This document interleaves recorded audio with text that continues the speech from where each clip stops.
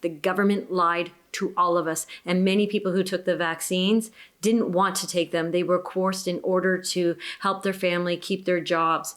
They deserve justice just as well as anybody else who suffered the assault of the government over the last 2 years. Yeah, and you know, it's a hard thing to talk about. We often get, well, why do the vaccinated need justice when it's the unvaccinated who are bullied and pushed out of their jobs and discriminated against? But again, we were all victimized. We were all lied to by the government, and it's time to be aware of that and to push back. You know, some of us lost our jobs, and if you talk to Ernst Ramirez or Dan Hartman, some of us lost our children. So it's time to put that aside because they want to divide us. So we got to put those divides aside, and we got to come together, and we got to get prosecutions and hold accountable those people who are responsible for these crimes. For Rebel News here in Cobourg, Ontario, I'm Tamara Ugolini, joined with Chris Fleck and Jody Ledgerwood, who some of you may actually remember. About 2 years ago, Jody and I did an interview together when she was being slandered and ousted from the local realty board here in Northumberland County. Jody is a realtor by trade. And so when she started to denounce some of the COVID hysteria, she was really targeted and smeared and they tried to silence you from really speaking out. And so 2 years later, here we are once again. And so the two of you are kind of co-organizing this health conference happening this weekend called the United Health Conference. And so why did you decide to call it that way?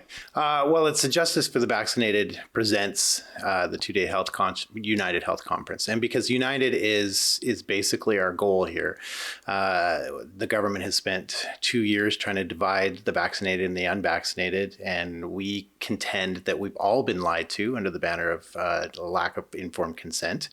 And whether you've been victimized by mandates or you've been victimized by the shot itself, it's time to come together. It's time to end that division. United we stand, divided we fall. So it's time to come against that. And United just seemed like a good name for that. Mm-hmm.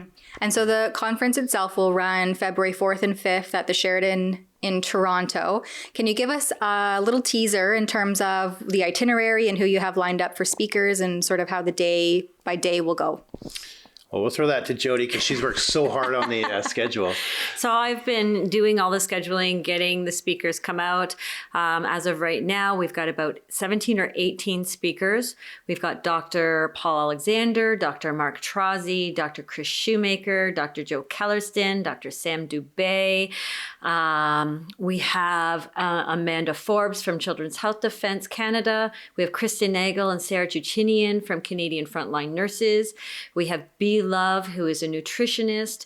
We have several vaccine injured who are willing to share their story. And we have Tracy Ann Zimmerman, who is not only vaccine injured, healthcare worker that took the shot took 2 shots to keep her job, but she is also working with Dr. Dayan Goodenow, who may have some hope to offer to those who are vaccine injured and suffering injuries. It appears that he may have found a solution to reverse adverse reactions. So all of these people plus more, Dr. Lishku is going to be there. Glenn Jung from Bright Light Media, but he's there as a homeopath. What many people don't know is his before was as a homeopath. So we do have a wide variety of healthcare professionals. Vincent Gersey will be there talking about PTSD from the state of a police officer and mental health. So we have a lot of healthcare professionals that will be there to offer information and resources and hopefully some antidotes to help with vaccine injuries that people are experiencing. Mm-hmm. And one person that I personally took note of there that I didn't hear you touch on was Michael Alexander. So I have interviewed Michael Alexander and Lutchq, Dr. Trousey, everyone, all of the speakers that you have lined up there at some point or another over the last nearly 3 years have been on the Rebel platform. But Michael Alexander will be speaking on the legalities around some of the COVID hysteria.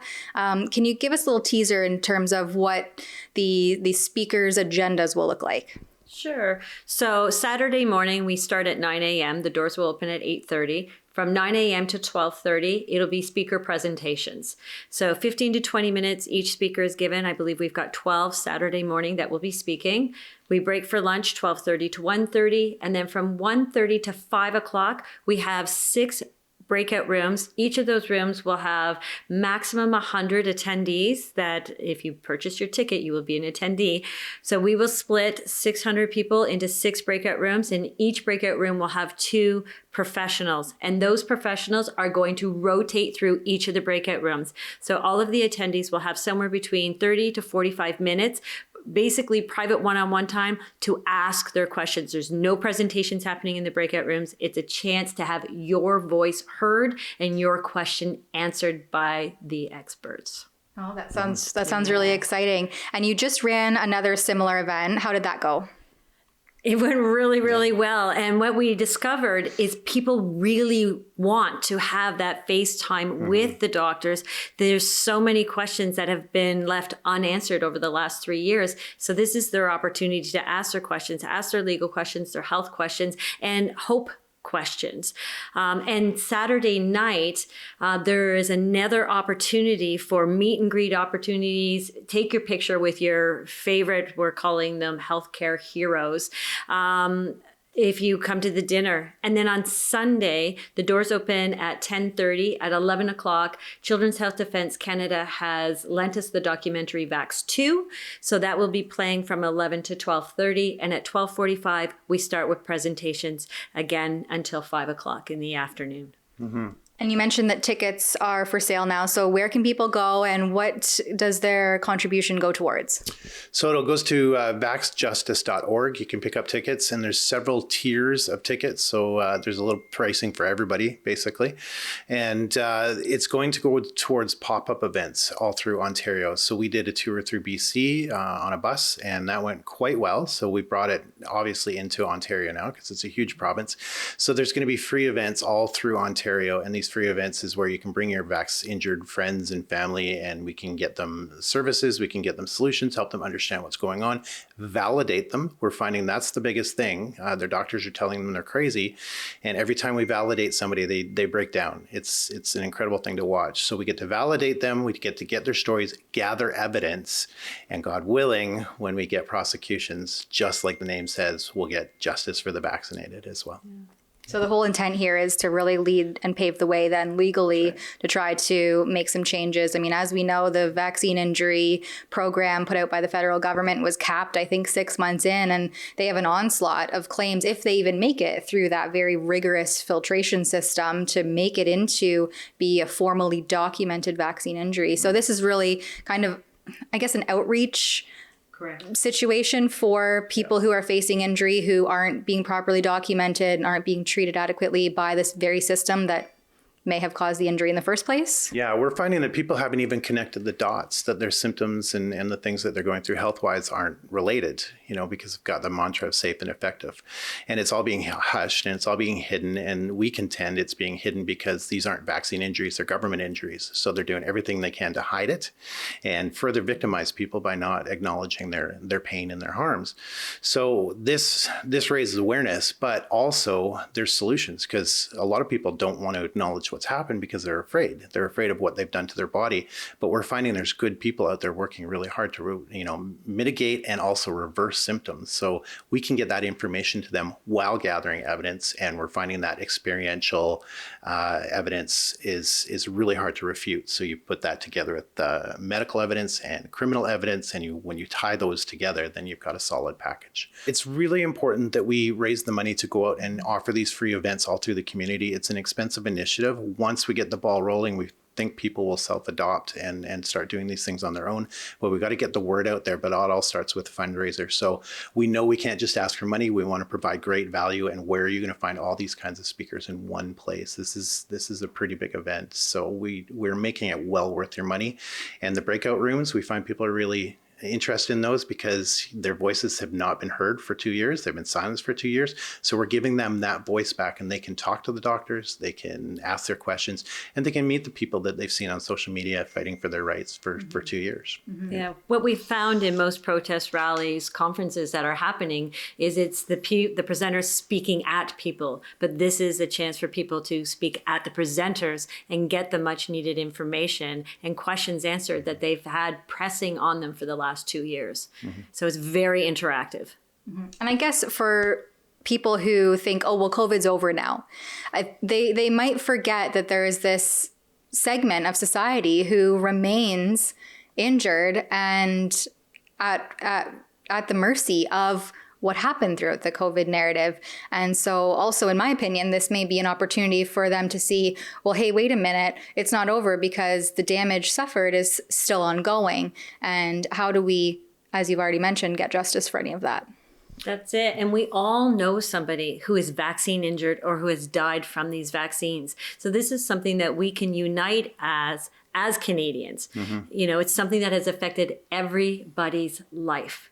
So everybody talks about the Freedom Convoy and how great that was. We all banded together over mandates. Well, this is something we can band together over: our families, our friends, our colleagues who are suffering. We can unite. The government lied to all of us. And many people who took the vaccines didn't want to take them. They were coerced in order to help their family, keep their jobs. They deserve justice just as well as anybody else who suffered the assault of the government over the last 2 years. Yeah, and you know, it's a hard thing to talk about. We often get, well, why do the vaccinated need justice when it's the unvaccinated who are bullied and pushed out of their jobs and discriminated against? But again, we were all victimized. We were all lied to by the government, and it's time to be aware of that and to push back. You know, some of us lost our jobs, and if you talk to Ernst Ramirez or Dan Hartman, some of us lost our children. So it's time to put that aside because they want to divide us. So we got to put those divides aside, and we got to come together, and we got to get prosecutions and hold accountable those people who are responsible for these crimes. And God willing, Rebel News will be there to cover the event this coming weekend, February 4th and 5th, at the Sheraton Hotel in Toronto. So please stay tuned and follow our reports. For Rebel News, I'm Tamara Ugolini.